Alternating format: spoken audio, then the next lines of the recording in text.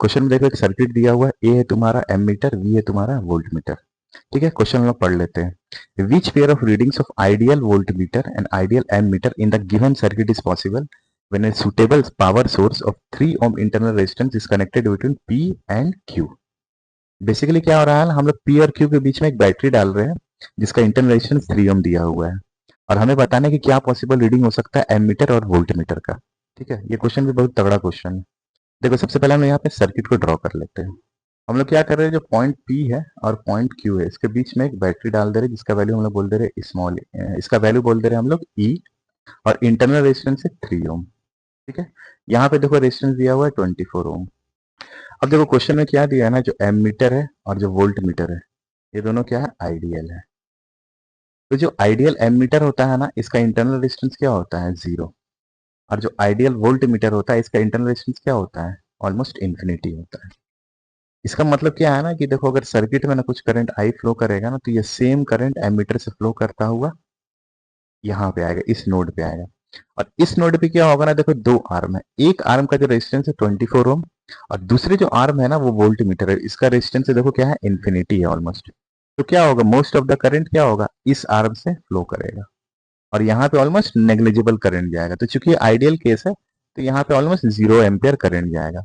अब ये जो तुम्हारा करंट है, यहाँ से फ्लो करते करते हुए फिर यहाँ पे वापस आ जाएगा ऐसे करके। ठीक है, ये समझ में आ गया मेरा कि करंट कैसे फ्लो करेगा।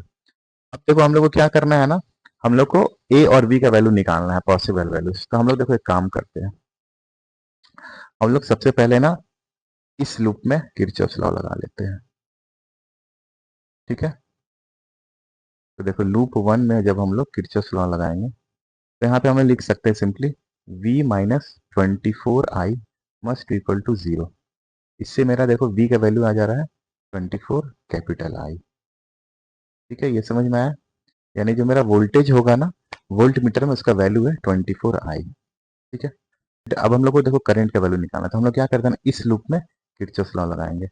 हम लोग ऐसे जाएंगे, ऐसे होते हुए ऐसे करके इस लूप में बढ़ेंगे। ठीक है, तो देखो लूप 2 इसको हम लोग बोल लेते हैं, ये मेरा लूप 2 हो गया। तो लूप 2 में अगर हम किरचॉफ लॉ लगाएंगे, तो देखो हम लोग यहाँ से बढ़ेंगे, यहाँ से बढ़ेंगे, सॉरी यहाँ से बढ़ेंगे हम लोग, और यहाँ से घूमते हुए वापस इस पॉइंट पे आएंगे। तो देखो यहाँ से आएंगे तो ऐसे ऐसे आएंगे, ऐसे ऐसे आएंगे, तो क्या होगा, यहाँ पे एक वोल्टेज ड्रॉप होगा 24i का, तो माइनस 24i।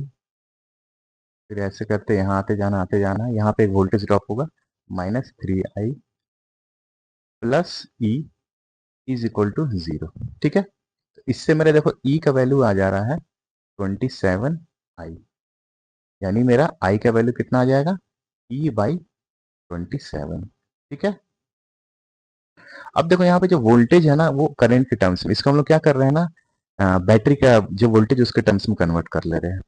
तो यहाँ पे देखो जो V का वैल्यू आ जाएगा ना 24 इंटू आई का वैल्यू सब्सटीट्यूट करो, E बाई 27।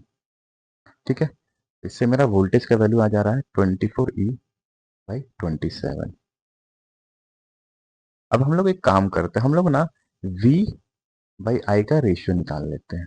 तो V बाई आई का रेशियो निकालोगे तो देखो क्या आएगा, 24E by 27 divided by I का वैल्यू E बाई 27। तो E इंटू 27 ऊपर चला जाएगा, 27 कट गया, ई कट गया।